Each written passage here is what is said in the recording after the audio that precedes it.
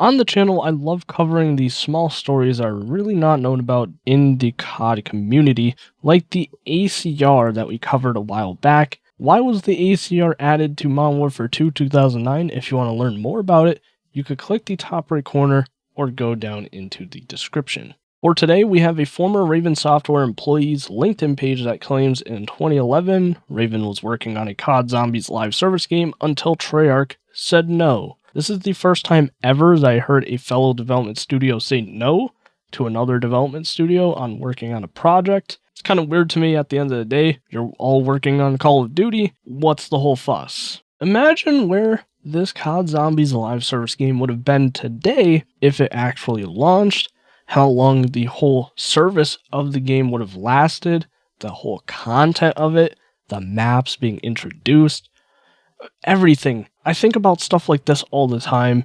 Even with, as I said in the intro, the ACR, it's the small stuff that really gets me thinking, and it's just the little intricacies of Call of Duty is really what is super exciting, and it really brings me back every single time. Charlie Intel also mentions here below, in 2019, Raven was working on reviving one of their classic IPs until Activision canceled the project in favor of Warzone's success. I went to Raven Software's past to try to see if I could find the most likely games that they were trying to talk about here in this LinkedIn page. What I found here is number 1, Heretic / Hexen series. The games were early based on the Doom engine. It was very heavily modified. The gameplay was very similar to that of the early Doom games in terms of level structure. Weapons were pretty much near exact copies. And even that, you had stuff like potions and stuff to help you out through the levels. Heretic / Hexen was pretty much a near exact copy of Doom with a dark fantasy twist. The second game I dug up was Soldier of Fortune.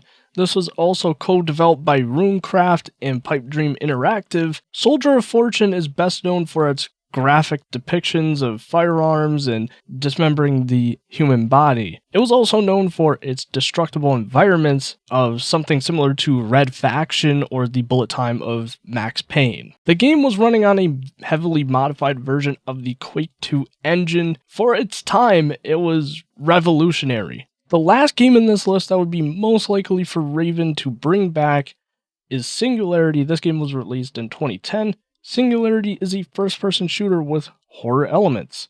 A gameplay device is an artifact known as the Time Manipulation Device, also known as TMD. The TMD is powered by an E99 core and can manipulate time. The TMD can also move an object forwards or backwards in time, something similar that you could also find in something like the Portal series. You can attract something or hold it indefinitely, or send a pulse of energy that can stun or kill enemies. The TMD can only affect living beings or objects that have been in contact with the E99 core. Some living beings, like the Spetsnaz troops, who are covered in heavy armor designed to repel the E99, are immune as well. The time manipulation device can be used in conjunction with a special power station scattered across the island that greatly amplifies power, allowing it to affect objects much larger than it normally can control, such as collapsed bridges or shipwrecks. This game also had a multiplayer with it, so I wouldn't really be too surprised if this was the number 1 most likely game that they were trying to bring back. It has a lot of elements that are really interesting to me, and probably to you guys as well. I never heard of this game ever in my life. I think if it was given more marketing and everything back in 2010, I think it would have been a pretty popular game. That was definitely something fun to talk about. Once again, it's unfortunate that the developers have no creative control, and I will continue to cover that until they have more control of the games. If you have any ideas of what Raven was trying to bring back, leave them down below, and I'll check them out. I cover Call of Duty news. I cover Call of Duty clients. It's Waves here, and I'm out, and I'll see you in the next one.